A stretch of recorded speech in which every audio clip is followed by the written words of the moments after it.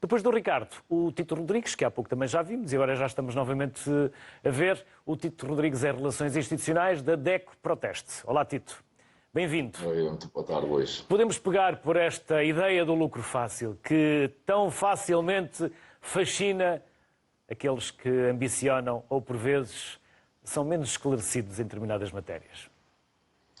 Sim, os riscos da criptomoeda, e de facto é relativamente fácil o meu papel agora, depois de termos ouvido de facto o Fred, o Álvaro e agora o Ricardo, a falarem-nos não só primeiro daquilo que é um mundo novo, e quando nós pensamos, por exemplo, no mundo dos criptoativos, e percebemos a diferente tipologia de criptoativos, que vão desde as criptomoedas até aos NFTs, e portanto estamos a falar aqui de facto de muita informação, e ela depois choca, infelizmente, com aquilo que são os elevados níveis de iliteracia digital, mas também iliteracia financeira, e portanto tudo isto, se quiser, acaba por ser muitas vezes um coquetel explosivo para os portugueses, mas para outros cidadãos, e portanto o que temos percebido também naquilo que tem sido o acesso e a forma de transação das criptomoedas é justamente isto, muitas vezes o desconhecimento dos riscos, o desconhecimento do próprio funcionamento e operacionalização destes criptoativos, mas também, muitas vezes, daquilo que é o aliciamento por um lucro fácil e muitas vezes retumbante na casa dos 2.000, 3.000, às vezes até 5.000%, muitas vezes num curto espaço de tempo. E isso é decisivo. Tito, têm-vos chegado informações, relatos, pedidos de esclarecimento dos portugueses em relação a estas matérias? Não muito, de facto, esta questão, nós estamos numa fase em que, relativamente embrionária, e se bem que criptomoedas como a Bitcoin já estão entre nós há quase 10 anos, o que nós temos percebido é que elas tornam-se particularmente conhecidas, ou voltam ao radar dos pequenos investidores, em alturas em que a sua volatilidade faz disparar o seu preço, e isso aconteceu recentemente com a Bitcoin, mas também é importante percebermos que muitos dos investidores que estão nesta fase a atuar no mercado das criptomoedas fazem-no com conhecimento e, portanto, se calhar mais aprofundado, e nesse sentido não têm recorrido à DECO, não obstante terem-nos também chegado algumas vezes alguns relatos de algumas situações de burlas, que depois também são encaminhados para as entidades competentes, no caso para a Polícia Judiciária, mas também para os reguladores, para a CMVM e para o Banco de Portugal, mas fundamentalmente aquilo que temos feito do ponto de vista quase pedagógico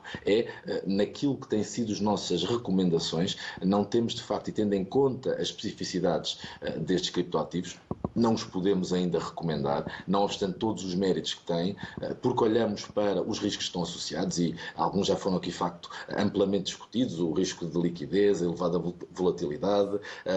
a perda total ou parcial do investimento, o risco de fraude, porque há aqui uma grande assimetria de informação, mas também a inexistência de regulamentação específica, que foi de alguma forma agora colmatada, pelo menos em Portugal, com a Lei 58 de 2020, que no fundo estabelece, ou quase, se quiserem, e perdoem-me aqui assim um bocadinho esta metáfora, quase atribui poderes de xerife ao Banco de Portugal, no sentido em que os sites, e portanto aqueles são chamados as bolsas destes criptoativos, como a Binance, a Coinbase, a Kraken, por exemplo, só para dizer algumas, acabam por ter que estar registadas junto do Banco de Portugal, para desta forma se poder fazer aqui um combate que é lateral também a esta questão das burlas, mas é um combate importante ao branqueamento de capitais e também às situações de financiamento de atividades terroristas. Portanto, começamos a assistir a pouco e pouco a alguma regulamentação deste tipo de produtos, mas fundamentalmente vivemos e olhamos para eles sem perceber muitas vezes como é que estes humores fazem com que, por exemplo, a Bitcoin tenha tido uma desvalorização de 30% em pouco mais de uma semana, simplesmente porque houve 2 tweets do Elon Musk. Isso para nós é absolutamente incompreensível. Aliás, e vamos mais longe, uma das situações que estamos a trabalhar é justamente se quiser, este conflito de interesses que uma personalidade como Elon Musk tem, de se poder aproveitar. Estamos aqui a falar de um ganho direto, mas também indireto, porque ele acaba por ser também a CEO da Tesla, o ganho concreto de alguém que de um momento para o outro diz e vem defender que a Bitcoin passa a ser um ativo válido, portanto, como moeda para a aquisição dos produtos que vende, e passado 2 meses, depois de faturar qualquer coisa, estima-se nas centenas de milhões de dólares a transação entre a compra e a venda das Bitcoins, aproveitando de facto este crescimento, e depois possa vir dizer, fazendo também ou ajudando a afundar esta criptomoeda. E, portanto, há aqui situações que precisam de regulamentação, mas este ponto muito específico do ganho concreto, portanto, a possibilidade de um influenciador, de uma personalidade, retirar benefícios próprios de um posicionamento público, a nós parece-nos que é altamente censurável. Os tweets do Elon Musk são normalmente impactantes e também já lhe deram algumas dores de cabeça e algumas multas. Os bancos nacionais, os bancos, digamos assim, o Banco Europeu, por exemplo, já olham para as criptomoedas de outra forma? E se nós quisermos saber um pouco mais, será que podemos buscar essa informação nos bancos ou até em empresas de consultoria? O que nós estamos a assistir, por exemplo, na Europa, e ao contrário do que se fica, por exemplo, na China e nos Estados Unidos, é que, por exemplo, a Comissão Europeia está a desenvolver aquilo que é chamada European Blockchain Services Infrastructures, portanto, uma infraestrutura que venha a albergar estes serviços de blockchain, porque é aqui, de facto, que reside, se quiser, o ouro destes criptoativos, está de facto nesta tecnologia, nesta plataforma que permite e que traz segurança e transparência a estas relações, portanto, à transação de todos estes tipos de ativos digitais, e, portanto, nesse sentido, de facto, percebemos que a Europa está a caminhar num sentido, se quiser, mais concreto, portanto, trazendo regulamentação, e com isto não tentando aqui, de facto, coligir algumas daqueles que são os interesses de todos os intervenientes, porque parece-me, de facto, como dizia o Fred no início, que há aqui, de facto, interesse e há capacidade de a moeda, portanto, fiduciária,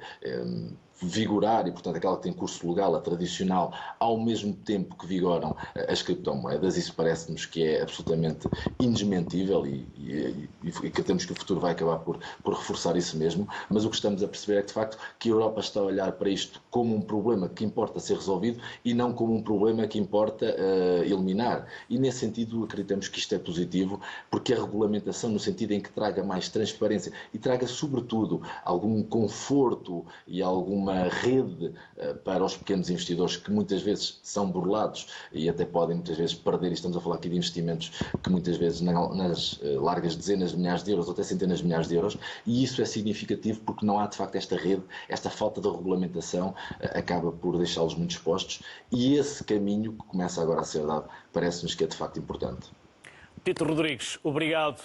Igual agradecimento que fiz há pouco ao Ricardo pelos contributos, pelos alertas, pelos conhecimentos e saberes que nos deixou ficar. Já sabem que tem aqui também no Sociedade Civil porta aberta para sempre que for necessário passar esses conhecimentos